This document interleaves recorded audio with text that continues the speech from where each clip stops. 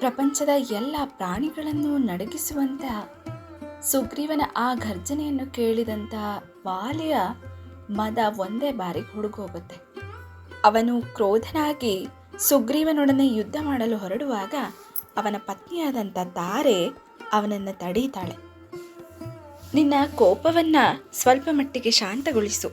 ಈ ಸಾಯಂಕಾಲದ ಹೊತ್ತಿನಲ್ಲಿ ನೀನು ಯುದ್ಧ ಮಾಡೋಕೊರಟಿರೋದು ನನಗೆ ಸರಿಯಾಗಿ ಕಾಣಿಸ್ತಿಲ್ಲ. ಆದ್ರಿಂದ ಬೆಳಗಾಗುತ್ತಲೇ ನೀನು ಸುಗ್ರೀವನೊಂದಿಗೆ ಯುದ್ಧ ಮಾಡು. ಹಿಂದೆ ಸುಗ್ರೀವ ಕ್ರೋಧಾಭಿಭೂತನಾಗಿ ನಿನ್ನನ್ನು ಯುದ್ಧಕ್ಕೆ ಆಹ್ವಾನಿಸಿದ್ದ. ಆ ಸಮಯದಲ್ಲಿ ನೀನು ಇಲ್ಲಿಂದ ಹೊರಟಾಗ ನಾನು ನಿನ್ನನ್ನು ತಡೀಲಿಲ್ಲ. ಆಗ ನೀನು ಅವನನ್ನು ಪರಾಜಯಗೊಳಿಸಿದೆ. ಈಗ ನಿನ್ನಿಂದ ಪೆಟ್ಟು ತಿಂದಂತ ಅವನು ಪುನಃ ಇಲ್ಲಿಗೆ ಬಂದು ನಿನ್ನನ್ನು ಯುದ್ಧಕ್ಕೆ ಕರೀತಿದ್ದಾನೆ. ಇದೇ ನನಗೆ ಸಂದೇಹಕ್ಕೆ ಎಡೆ ಮಾಡಿಕೊಟ್ಟಿದೆ. ಅವನ ದರ್ಪ ನಿನ್ನನ್ನು ಯುದ್ಧಕ್ಕೆ ಸೆಳಿಲೇಬೇಕು ಅನ್ನೋ ಸಲುವಾಗಿ ಅವನು ಮಾಡುತ್ತಿರುವ ಘರ್ಜನೆಯನ್ನ ಕೇಳಿದ್ರೆ ಅವನು ನಿಸ್ಸಹಾಯಕನಾಗಿ ಇದ್ದಾನೆ ಅಂತ ನಾನು ಅನ್ಕೊಳ್ಳೋದಿಲ್ಲ. ಯಾರೋ ಅವನಿಗೆ ಸಹಾಯವನ್ನ ಮಾಡ್ತಿದ್ದಾರೆ, ಅಥವಾ ಬಲಿಷ್ಠನಾದವನೊಬ್ಬನನ್ನ ಯಾರಾದರೂ ಸಹಾಯ ಕರೆತಂದಿರಲೇಬೇಕು. ನಿನಗೆ ಯುದ್ಧ ಮಾಡೋಕ್ಕಾಗೋದಿಲ್ಲ ಅಥವಾ ನಿನ್ನ ಶೌರ್ಯದ ಬಗ್ಗೆ ನನ್ನ ಪ್ರಶ್ನೆ ಅಲ್ಲ. ಆದರೆ ಈ ಸರಿ ಹೊತ್ತಿನಲ್ಲಿ ನೀನು ಅವನೊಂದಿಗೆ ಯುದ್ಧ ಮಾಡೋದು ನನಗೆ ಸರಿಯಾಗಿ ಕಾಣಿಸ್ತಿಲ್ಲ. ಯಾಕಂದ್ರೆ ಸುಗ್ರೀವ ತುಂಬ ಬುದ್ಧಿವಂತ, ಎಲ್ಲರನ್ನು ಅಳೆದು ತೂಗಿ ಸ್ನೇಹವನ್ನ ಮಾಡ್ತಾನೆ. ಈ ನಡುವೆ ಅಂಗದ ಅರಣ್ಯಕ್ಕೆ ಹೋಗಿದ್ದಾಗ ನಮ್ಮ ಗೂಢಾಚಾರರು ಅವನಿಗೊಂದು ಸಮಾಚಾರ ಹೇಳಿದ್ದಾರೆ. ಇಕ್ಷ್ವಾಕು ವಂಶದ ರಾಜಕುಮಾರರಾದ ಶ್ರೀರಾಮ ಮತ್ತೆ ಲಕ್ಷ್ಮಣ ಕಾರಣಾಂತರಗಳಿಂದ ಕಾಡಿಗೆ ಬಂದಿದ್ದಾರೆ. ಅದು ಕೂಡ ಸುಗ್ರೀವನನ್ನೇ ಸಹಾಯಕ್ಕೆಂದು ಹುಡುಕಿಕೊಂಡು ಬಂದಿದ್ದಾರೆ. ಯುದ್ಧದಲ್ಲಿ ಅತಿ ಕುಶಲರಾಗಿರುವಂಥ ರಾಮ ಲಕ್ಷ್ಮಣ ಸುಗ್ರೀವನ ಸ್ನೇಹಿತರಾಗಿದ್ದಾರೆ. ಶ್ರೀರಾಮ ಎಂಥವನು ಅಂತ ಗೊತ್ತಾ ನಿಂಗೆ? ಶ್ರೀರಾಮ ಶತ್ರುಗಳ ಸೈನ್ಯವನ್ನ ಮರ್ದನ ಮಾಡೋವನು, ಶತ್ರುಗಳನ್ನ ಅಗ್ನಿಯಂತೆ ಚಂಡಾಡತಕ್ಕವನು. ಆದರೆ ಸಾಧುಗಳ ವಿಷಯದಲ್ಲಿ ತಂಪಾಗಿರುವವನು, ಆಪತ್ತಿನಲ್ಲಿರುವವರಿಗೆ ಸಹಾಯ ಮಾಡುವವನು. ಅಪಾರ ಕೀರ್ತಿಗೆ ಪಾತ್ರನಾಗಿರುವ ಏಕೈಕ ವ್ಯಕ್ತಿ ಅಂದರೆ ಅದು ಶ್ರೀರಾಮ. ಶಾಸ್ತ್ರ ಜ್ಞಾನ, ಆಧ್ಯಾತ್ಮ ಜ್ಞಾನ ಎರಡರಲ್ಲಿಯೂ ಅವನು ಸಂಪನ್ನನಾಗಿದ್ದಾನೆ. ಆದರೆ ಕಾರಣಾಂತರಗಳಿಂದ ಶ್ರೀರಾಮ ತಂದೆಯ ಆಜ್ಞೆಯನ್ನು ಪಾಲಿಸುವುದಕ್ಕಾಗಿ ಕಾಡಿಗೆ ಬಂದಿದ್ದಾನೆ. ಅಂಥ ಶೂರರಾದವನೊಡನೆ ವಿರೋಧ ಕಟ್ಕೊಳ್ಳೋದು ಒಳ್ಳೆಯದಲ್ಲ. ನಿನ್ನ ದೂಷಿಸೋದು ನನ್ನ ಇಚ್ಛೆನೂ ಆಗಿಲ್ಲ. ಆದರೆ ನಿನಗೊಳ್ಳೇದು ಮಾಡಬೇಕು ಅಂತ ನಾನು ಈ ಮಾತನ್ನು ಹೇಳ್ತಾ ಇದ್ದೀನಿ, ದಯವಿಟ್ಟು ಕೇಳು. ಸುಗ್ರೀವನನ್ನ ಈ ಕೂಡಲೇ ಯುವರಾಜನನ್ನಾಗಿ ನಿಯಮಿಸು. ಅವನಿಗೆ ಯುವರಾಜ ಪದವಿಯನ್ನ ಕೊಟ್ಟು ಪಟ್ಟಾಭಿಷೇಕ ಮಾಡು. ಯಾವತ್ತು ತಮ್ಮನೊಡನೆ ದ್ವೇಷ ಕಟ್ಕೊಳ್ಳೋದು ಒಳ್ಳೆಯದಲ್ಲ. ರಾಮನ ಜೊತೆ ಮೈತ್ರಿನ ಬೆಳೆಸು. ಸುಗ್ರೀವನ ಜೊತೆ ಇರೋ ವೈರತ್ವವನ್ನ ಸಂಪೂರ್ಣವಾಗಿ ತ್ಯಜಿಸ್ಬಿಡು. ಅವನು ನಿನ್ನ ತಮ್ಮನೇ. ಅವನು ಕೂಡ ಲಾಲನೆಗೆ ಪಾಲನೆಗೆ ಯೋಗ್ಯನಾಗಿರುವವನು. ಅವನ ಪತ್ನಿಯನ್ನು ಕೂಡ ಅವನೊಟ್ಟಿಗೆ ಕಳುಹಿಸಿಕೊಡು. ಪ್ರಪಂಚದಲ್ಲಿ ತಮ್ಮನಿಗಿಂತ ಅಥವಾ ಅಣ್ಣನಿಗಿಂತ ಹತ್ತಿರವಾದ ಬಂಧು ಯಾರೂ ಇರೋದಿಲ್ಲ. ಹಾಗಾಗಿ ನೀನು ಅವನನ್ನು ಸತ್ಕರಿಸೋದು ನಿನಗೆ ಒಳ್ಳೆಯ ವಿಷಯ ಆಗಿದೆ. ದಯವಿಟ್ಟು ನನ್ನ ಮಾತು ಕೇಳು. ಈ ವಿಷಯದಲ್ಲಿ ನಿನ್ನ ಕೋಪವನ್ನು ಬಿಡು. ರಾಮನೊಡನೆ ಮೈತ್ರಿಯನ್ನು ಮಾಡ್ಕೊ. ಹಾಗಾದರೆ ಮಾತ್ರ ನೀನು ನಿನ್ನ ಅಸ್ತಿತ್ವ ಉಳಿಯೋದಕ್ಕೆ ಸಾಧ್ಯ. ದಯವಿಟ್ಟು ನನ್ನ ಮಾತನ್ನ ಕೇಳು ಅಂತ ವಾಲಿಯನ್ನ ಸಮಾಧಾನಗೊಳಿಸಿ ಅವನನ್ನು ಪ್ರಸನ್ನಗೊಳಿಸುವಂತೆ ಮಾತನಾಡ್ತಾಳೆ. ಆದರೆ ತಾರೆ ಮಾತು ವಾಲಿಗೊಂಚೂರು ಹಿಡಿಸೋದಿಲ್ಲ. ಅವನು ತಾರೆಗೆ ಹೇಳ್ತಾನೆ, ಸುಗ್ರೀವ ಈ ಸಮಯದಲ್ಲಿ ಮಾಡ್ತಿರೋ ಗರ್ಜನೆಯನ್ನು ಕೇಳಿಕೊಂಡು ನಾನು ಹೇಗೆ ಸುಮ್ಮನೆ ಕೂತ್ಕೊಂಡಿರಲಿ? ಅವನು ನನ್ನನ್ನು ಭಯಪಡಿಸ್ಬೇಕು ಅಂತಲೇ ಕಾಯ್ತಾ ಇದ್ದಾನೆ. ಯಾವಾಗಲೂ ಯಾರಿಂದಲೂ ನನ್ನನ್ನು ಎದುರಿಸೋಕೆ ಸಾಧ್ಯವಿಲ್ಲ. ಯಾವಾಗಲೂ ಯುದ್ಧದಿಂದ ಜಯಗಳಿಸದೆ ಹಿಂದಿರುಗಿದ ಇತಿಹಾಸನೇ ಇಲ್ಲ ನನಗೆ. ಹಾಗಾಗಿ ಇವಾಗ ಇವನು ಮಾಡ್ತಿರೋ ತಿರಸ್ಕಾರವನ್ನು ನಾನು ಹೇಗೆ ಸಹಿಸ್ಕೊಳ್ಳೋದು? ಅದಕ್ಕಿಂತ ಮರಣವೇ ಹೆಚ್ಚಿನದಾಗುತ್ತೆ. ರಾಮ ನನಗೇನಾದರೂ ಮಾಡಿಬಿಡ್ತಾನೆ ಅನ್ನೋ ಭಯ ಯಾಕೆ ನಿಂಗೆ? ಅವನು ಧರ್ಮಜ್ಞ ಆಗಿರೋದ್ರಿಂದ ಅವನು ಯಾಕೆ ನಮ್ಮಿಬ್ಬರ ಮಧ್ಯೆ ಬರ್ತಾನೆ? ನೀನೇನು ಚಿಂತೆ ಮಾಡಬೇಡ, ನಾನು ಯುದ್ಧದಲ್ಲಿ ಗೆದ್ದೇ ಬರ್ತೀನಿ ಅಂತ ತಾರೆಗೆ ಸಮಾಧಾನ ಮಾಡ್ತಾನೆ. ಜೊತೆಗೆ ಇನ್ನೊಂದು ಮಾತು ಕೂಡ ಹೇಳ್ತಾನೆ, ನೀನು ನನ್ನನ್ನು ಯಾಕೆ ಪದೇ ಪದೇ ಹಿಂಬಾಲಿಸ್ಕೊಂಡು ಬರ್ತಿದ್ಯಾ?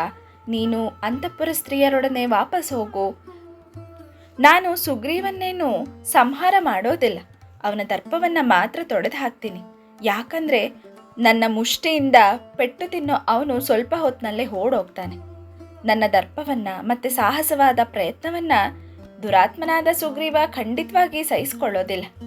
ನೀನು ಹಿಂದಿರುಗಿ ಹೋಗು, ನಾನು ನನ್ನ ತಮ್ಮನನ್ನ ರಣರಂಗದಲ್ಲಿ ಜಯಿಸಿ ಹಿಂದಿರುಗ್ತೇನೆ ಅಂತ ಹೇಳ್ತಾನೆ.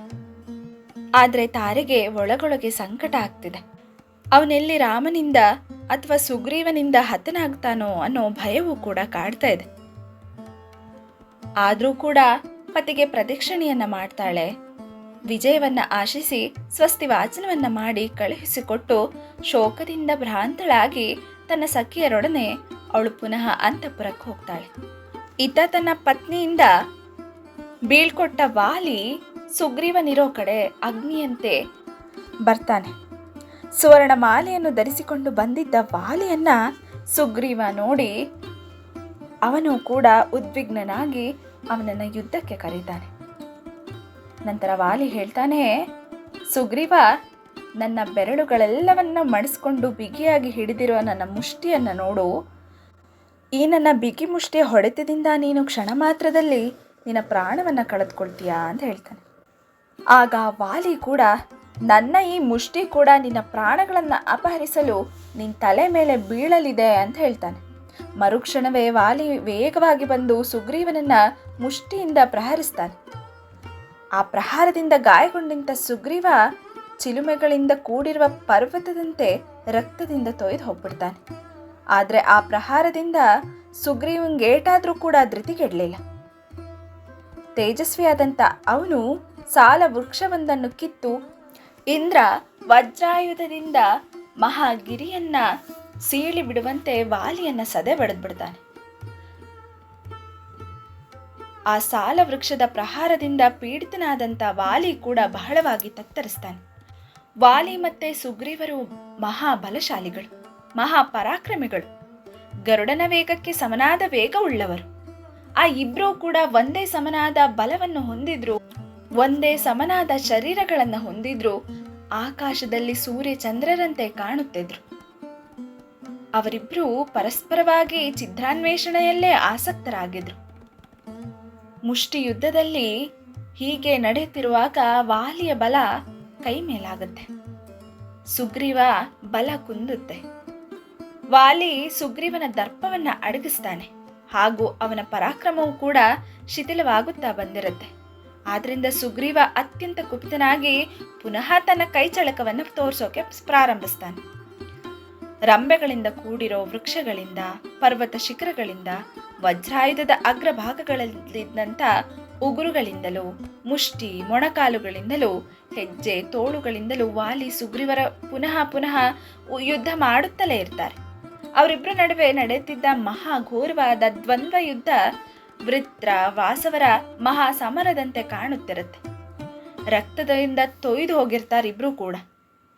ಆಗ ವಾನರೇಶ್ವರನಾದ ಸುಗ್ರೀವನ ಬಲ ಕುಂದುತ್ತಾ ಹೋಗುತ್ತಿರೋದನ್ನ ಮತ್ತೆ ಸಹಾಯಕ್ಕಾಗಿ ಪದೇ ಪದೇ ರಾಮನಿಗಾಗಿ ಹುಡುಕ್ತಿದ್ದಂಥ ಸುಗ್ರೀವನನ್ನು ನೋಡಿದ ಶ್ರೀರಾಮ ತನ್ನ ಬತ್ತಳಿಕೆಯಿಂದ ಸರ್ಪದಂತಿದ್ದ ಬಾಣವನ್ನ ತೆಗೆದು ಧನಸ್ಸಿನಲ್ಲಿ ಹೂಡಿ ಸೆಳೆದು ಠೇಂಕರಿಸಿದನು. ಆ ಧನಸ್ಸಿನ ಠೇಂಕಾರ ಶಬ್ದದಿಂದ ಗರುಡನೇ ಆದಂಥ ರಾಜಪಕ್ಷಿಗಳು ಕೂಡ ಭಯಗೊಳ್ತವೆ. ಆ ಘೋರವಾದ ಧ್ವನಿಯನ್ನು ಮಾಡುತ್ತಿದ್ದಂತಹ ಪ್ರದೀಪ್ತವಾದ ವಜ್ರಾಯುಧಕ್ಕೆ ಸಮಾನವಾಗಿದ್ದಂಥ ಆ ಬಾಣ ಬಂದು ವಾಲಿಯ ವಕ್ಷಸ್ಥಳದಲ್ಲಿ ನಾಟುತ್ತೆ. ಮಹಾ ತೇಜಸ್ವಿಯಾದಂಥ, ವೀರ್ಯದಿಂದ ದರ್ಪಿಷ್ಠನಾಗಿದ್ದಂಥ ಕಪಿಶ್ರೇಷ್ಠನಾದ ವಾಲಿ ಮಹಾವೇಗಯುಕ್ತವಾಗಿದ್ದ ಆ ಶ್ರೀರಾಮನ ಬಾಣದಿಂದ ಪ್ರಹೃತನಾಗಿ ಭೂಮಿಯ ಮೇಲೆ ಬೀಳ್ತಾನೆ. ಇಂದ್ರನ ಮಗನಾದ ವಾಲಿ ಬಿರುಗಾಳಿಯ ಹೊಡೆತದಿಂದ ಕೆಳಕ್ಕೆ ಬಿದ್ದ ಪುಷ್ಪರಹಿತವಾದ ಅಶೋಕ ವೃಕ್ಷದಂತೆ, ಉತ್ಸವದ ಕೊನೆಯಲ್ಲಿ ಭೂಮಿಗೆ ಇಳಿಸಿದ ಇಂದ್ರಧ್ವಜದಂತೆ ಚೇತನಾಶೂನ್ಯನಾಗಿ ಭೂಮಿಯಲ್ಲಿ ಬೀಳ್ತಾನೆ. ಇಲ್ಲಿಗೆ ಕಿಷ್ಕಿಂಧಾಕಾಂಡದ 15 ಮತ್ತು 16ನೇ ಸರ್ಗವು ಮುಗಿಯುತ್ತೆ. ಮುಂದೆ ವಾಲಿ ಶ್ರೀರಾಮನನ್ನ ಪ್ರಶ್ನೆ ಮಾಡ್ತಾನೆ, ಯಾಕೆ ನನ್ನನ್ನು ಕೊಂದೆ ಅಂತ. ಅದಕ್ಕೆ ರಾಮ ಹೇಳೋ ಕಾರಣಗಳೇನು ಅನ್ನೋದನ್ನ ಮುಂದಿನ ಸಂಚಿಕೆಯಲ್ಲಿ ತಿಳ್ಕೊಳ್ಳೋಣ.